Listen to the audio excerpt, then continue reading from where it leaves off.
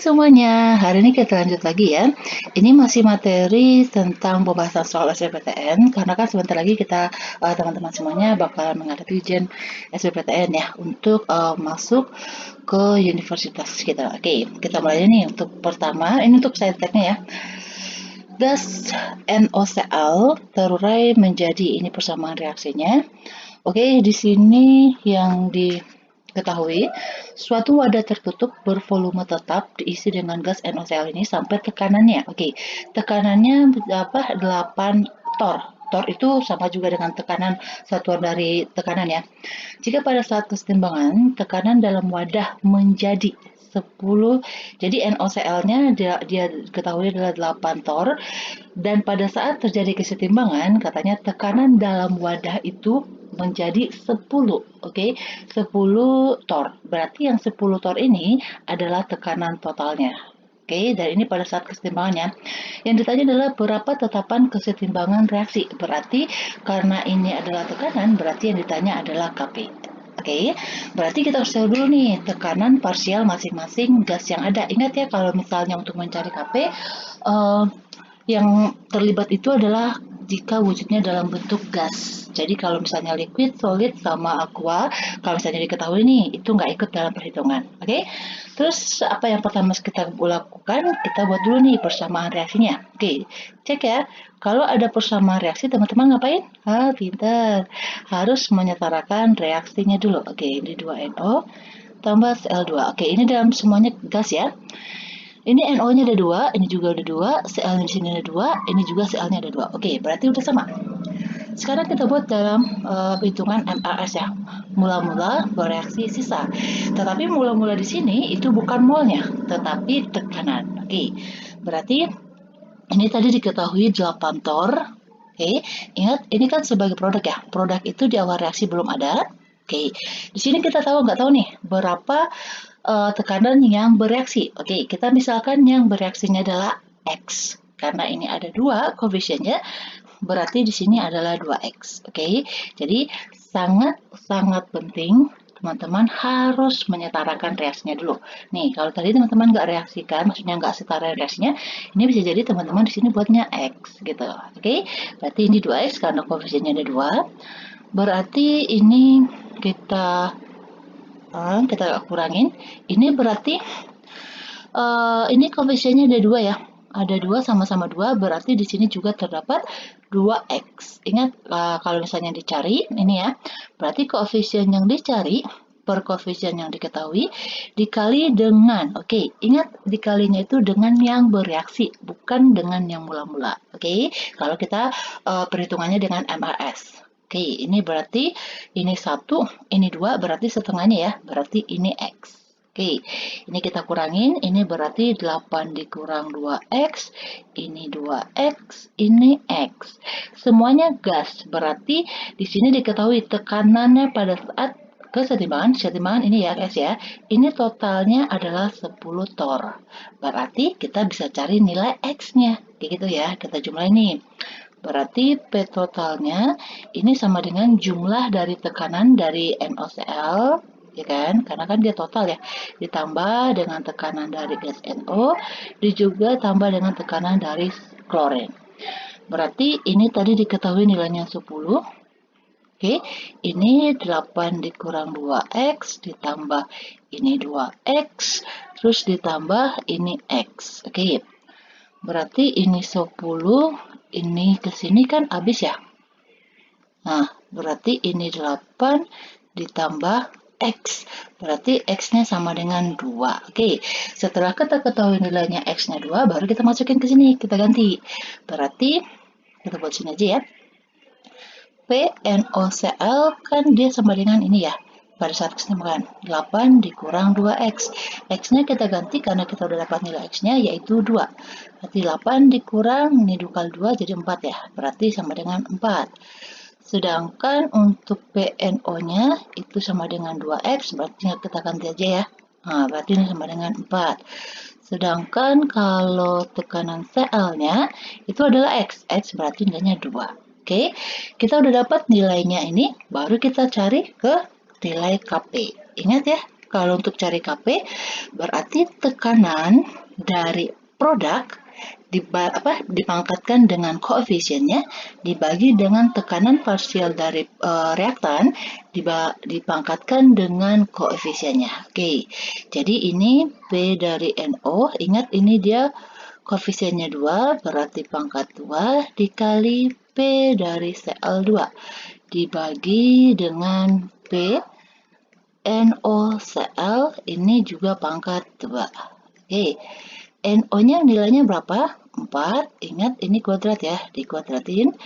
Cl-nya ini ada 2, dibagi NoCl-nya nilainya 4. Ini 4 kuadrat, ya kan? 4 kuadratnya coret, berarti nilai Kp-nya sama dengan 2. Berarti jawabnya mana? Jawabnya adalah yang A. Oke, jadi teman-teman semuanya, kalau diketahuinya itu nggak ada molnya, nggak apa-apa teman-teman cek dulu nih yang diketahuinya apa, kayak gitu. Jadi masukin ke situ aja ya. Oke, jadi jangan terlalu ambil pusing, jangan terlalu banyak mikir, oh ini gimana gitu, nggak. Oke, next lagi, untuk soal selanjutnya. Perhatikan reaksi, ini ada reaksinya, udah diketahui, ini semuanya dalam gas ya. Jika 0,1 mol di nitrogen monoksida dan 0,1 mol hidrazin dicampur dalam 10 liter dan dibiarkan mencapai keseimbangan, ternyata bahwa X mol. Oke, di sini kita diketahui bahwa mol dari N2O yang bereaksi itu sebanyak X. Jadi nggak diketahui berapa gitu, cuma X telah bereaksi. Jadi yang ditanya di sini, jadi konsentrasi nitrogen dalam keadaan setimbang itu berapa? Oke, berarti kita buat MRS-nya. Ya, kita buat dulu nih persamaan reaksinya.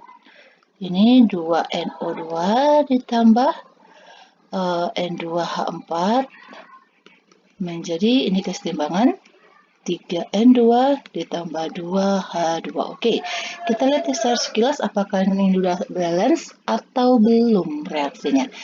Di sini N-nya ada 2, ini ada 2. Oke, berarti 2 tambah 2, 4. Di sini N-nya ada berapa? Ada 6. Oke. Oh iya, I'm so sorry. Oke, ini N2, bukan, sorry, salah typo, saya salah ketik. Maaf. Oke, ini yang N2O, bukan NO2. Oke, berarti ini 4, ini 2, 6, udah sama ya. Hanya ini 4, ini juga 4. Oh, yang sini 2, ini juga 2. Kita buat MAS, mula-mula bereaksi sisa. Di sini diketahui 0,1 mol di nitrogen monoksidanya, berarti di sini 0,1. N2H4-nya itu ada 0,1, berarti di sini 0,1. Tadi kan diketahui nih bahwa yang bereaksi itu adalah sebanyak X mol. Berarti di sini kita buatnya adalah X mol. Oke. Berarti ini kan produk ya, berarti dia di awal reaksi nggak ada, buat strip dulu. Terus di sini untuk mencari nilainya ini kan pakai perbandingan koefisiennya. Yang dicari adalah N2H4-nya. Berarti koefisiennya N2H4 dibagi dengan yang diketahui. Yang diketahui kan N2O-nya ya, koefisiennya. Ingat dikali molnya bukan dengan mol mula-mula, tetapi dengan mol yang bereaksi. Berarti kalau kita cari di sini, ini 1 per, ini koefisiennya 2, sedangkan yang bereaksinya adalah X. Nah, berarti di sini nanti setengah X. Kalau ini pakai perbandingan juga, kan? Ini aja deh, kita buat bilangan pecahan aja ya. Ini berarti 0,5X. Kalau ini 3 per 2 dikali X, berarti 3 bagi 2, 1,5 ya. Ini 1,5X. Ini koefisiennya sama, berarti nilainya di sini X. Oke, ini kita kurangin supaya kita cari kesetimbangannya, karena yang diminta adalah dalam kesetimbangan. Ini berarti 0,1 dikurang X, ini 0,1 dikurang 0,5X, ini 1,5X, ini X. Oke, setelah itu apa yang harus kita cari? Yang dimintakan dalam keadaan kesetimbangan adalah nitrogennya. Cuma nitrogen aja, kita nggak disuruh cari Kp, cari Kc, nggak. Tapi kesetimbangan ini berapa konsentrasinya. Ini kan udah mol ya, kan? Karena kan ini ketahuinya mol. Ingat aja nih, kalau konsentrasi, ya kan, konsentrasi dari nitrogen, ingat kalau rumus konsentrasi itu kan mol per volume, ya kan? Ini volumenya diketahui dalam 10 liter, berarti molnya tadi 1,5X per 10 liter. Mol per liter. Berarti sama dengan 1,5 X per 10. Berarti 1,5 dibagi 10 sama dengan 0,15 X. Berarti jawabnya adalah yang B. Oke, bisa ya? Next lagi untuk soal yang ketiga. Nih. Ke dalam bejana 1 liter dimasukkan A mol CO. Jadi di sini masih A, nggak diketahui nilai. Jadi pemisahan A. Dan A mol uap air. Oke, kita buat dulu nih persamaan reaksinya. Karbon monoksida direaksikan dengan H2O. Ini dalam keadaan gas semuanya ya. Bereaksi dalam kesetimbangan yaitu menghasilkan CO2, karbon dioksida, dan gas hidrogen. Ini kita buat S. Di sini diketahui katanya dimasukkan dalam bejana yaitu A. Jadi nggak ada nilainya ya. Di sini nilainya A. A untuk CO, A untuk H2O. Terus setelah itu ini volumenya 1 liter ya. Oke. Jika tercapai kesetimbangan, ini persamaannya ternyata adalah 1/4 A mol CO2. Jadi 1/4 ini katanya dalam kesetimbangan CO2-nya ada 1/4. Berarti posisinya di sini ya. 1/4 A. Ini juga 1/4 A. Ini berarti awal nggak ada ya. Nah, ini koefisiennya. Oke, bentar. Kita cek dulu. Reaksinya udah setara belum? Oke, ini udah ya. Oke, ini berarti 1/4 juga ya. Karena koefisiennya sama. 1/4 A. Ini juga berarti 1/4 A.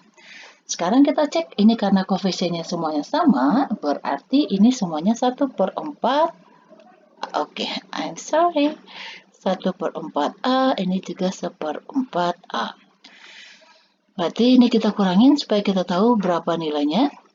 Ini kan 1 ya. Nah, per 4 berarti 4/4. 4/4 dikurang 1/4 berarti ini 3/4 A.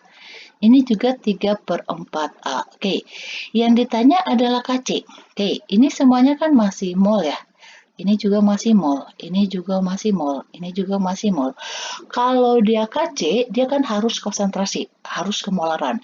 Berarti molar itu kan sama dengan mol per volume. Oke, di sini volumenya adalah 1 liter. Berarti nilainya yang mol ini sama dengan nilainya kemolarannya karena cuma dibagi 1. Kayak gitu. Oke. Setelah itu kita masukin ke rumus KC-nya. Ingat rumus KC itu adalah konsentrasi dari produk dipangkatkan dengan koefisiennya dibagi dengan hasil kali konsentrasi reaktan dipangkatkan dengan koefisiennya.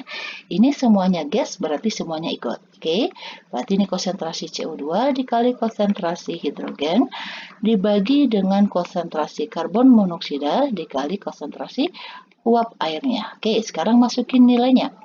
Ini nilai CO2-nya adalah 1/4 A. Nilainya apa nih? Si H2-nya juga 1/4 A. Terus nilainya si CO 3/4 A. Nilainya si H2O juga 3/4 A. Oke, udah ketemu nih. Baru sekarang kita tinggal coret-coret aja ya. Ini 1/4 kali 1/4 kan berarti berapa nih? 1/16 ya. 1/16 A kuadrat. Ini 3 kali 3 berarti 9. 9/16 A kuadrat. A kuadratnya coret. 16-nya coret. Berarti nilai KC-nya adalah 1/9. Oke, berarti jawabnya adalah yang C. Oke, bisa ya teman-teman semuanya bisa ngerti ya. Oke, lanjut lagi. Soal berikutnya ini UMPTN, jadi ini gabungannya UMPTN sama SBMPTN-nya. Jadi ini kenapa saya masukin tahun 94 nggak masalah, karena bisa teman-teman latihannya lebih banyak lagi, kayak gitu. Oke, dari reaksi di nitrogen tetraoksida, dia menjadi nitrogen dioksida, diketahui Kp-nya 600 pada saat nih 600 Celcius dan 1000 derajat Celcius berturut-turut nilai Kp-nya nih. Teman-teman perhatikan ya. Pada suhunya lebih tinggi, nilai Kp-nya juga lebih tinggi. Ternyata dapat disimpulkan bahwa, kita cek pernyataan yang pertama. Tekanan parsial NO2 akan meningkat jika suhunya dinaikkan. dinaikkan. Oke, jadi jika suhu dinaikkan, Kp ini akan meningkat ya. Itu berarti tekanan dari partial NO2-nya semakin besar, semakin meningkat. Ini ya. Jadi ini kan N2O4 menjadi 2NO2. Oke, teman-teman perhatikan. Ini tekanan parsialnya NO2 akan meningkat jika suhu dinaikkan. Ini kita lihat suhunya besar ya. Jadi kalau suhunya dinaikkan itu akan memperbesar nilai dari produknya. Oke, jadi nilai produknya ini akan besar, ini berarti benar. Oke, delta H-nya lebih besar dari 0. Oke, nih, jika suhu naik berarti Kp-nya juga akan memperbesar reaksinya. Oke, jadi kalau dia semakin besar nilai Kp-nya, karena kan gini, kalau misalnya, ini kan nggak diketahui di endotherm atau exotherm ya. Nih, kita buat ini endotherm, supaya teman-teman bisa lebih ngerti. Ini, kalau endotherm itu kan berarti lebih besar dari 0 ya. Nih, jadi kalau misalnya tekanannya itu, oke, jika suhunya dinaikkan, jadi dia akan memperbesar reaksinya.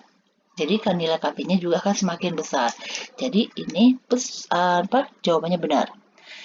Peningkatan tekanan total campuran gas dalam kesetimbangan akan menurunkan NO2, menurunkan. Oke, di sini teman-teman ingat, jika tekanan total itu diperbesar, maka reaksinya itu akan bergeser ke arah jumlah koefisiennya yang lebih kecil. Ingat ya, faktor-faktor dari kesetimbangan.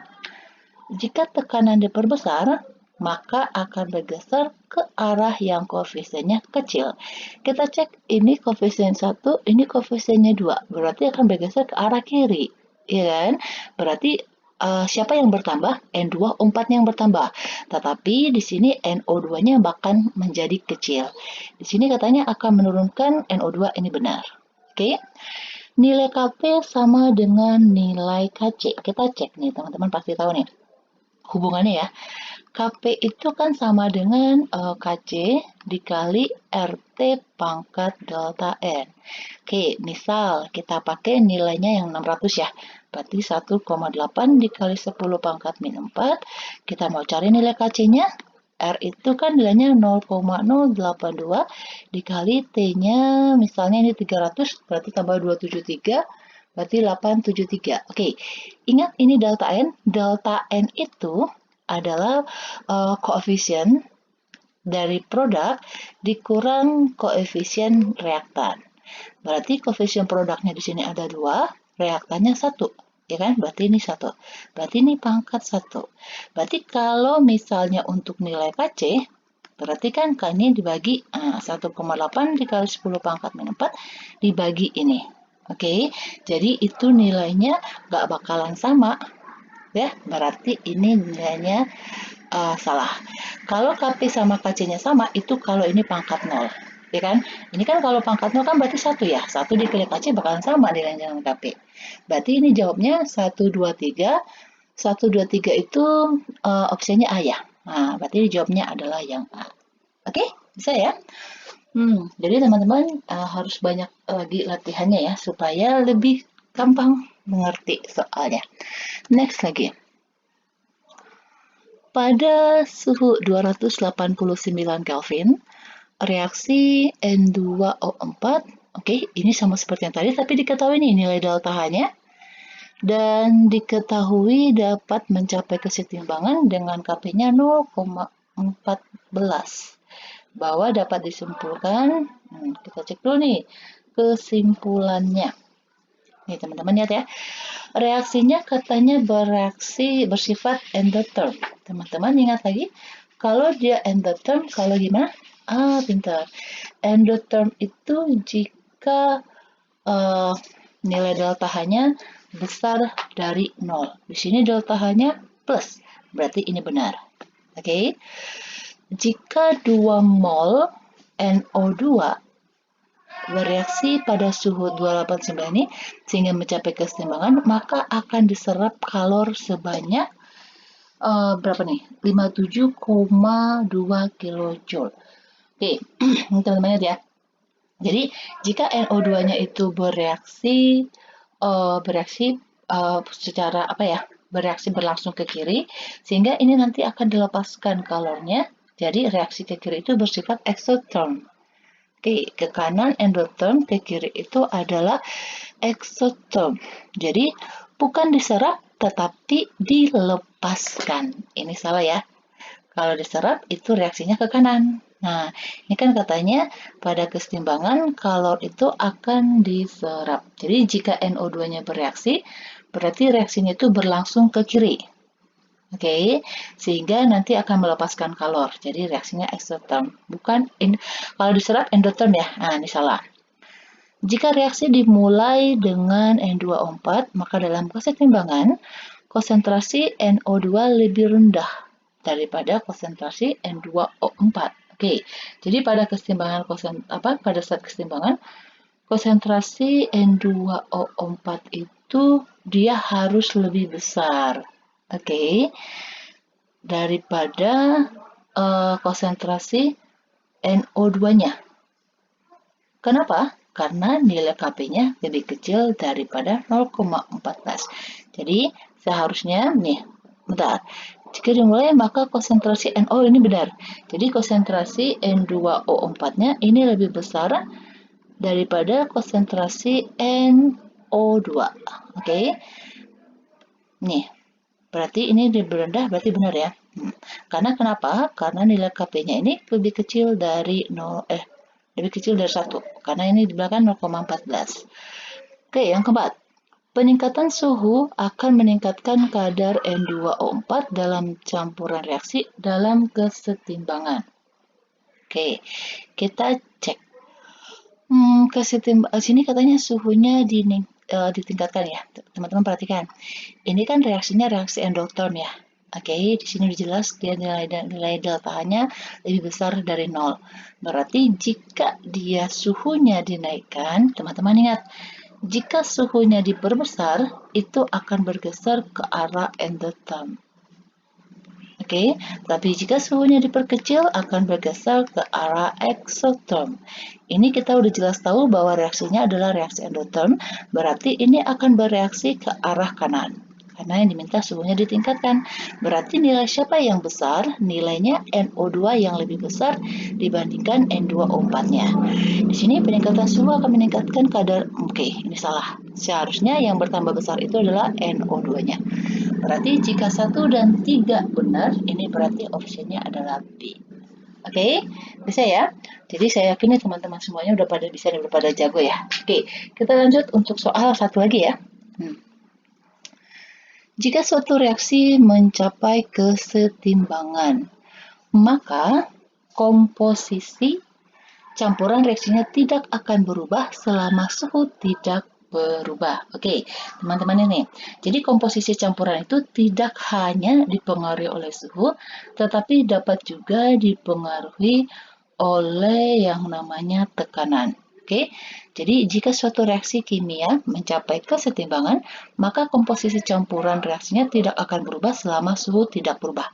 Oke, ini teman-teman ingat ya, ini salah. Karena seperti tadi yang saya sebutin, bahwa komposisi itu bukan hanya dipengaruhi oleh suhu, tetapi juga dipengaruhi oleh tekanan. Oke, terus sebabnya kita cek.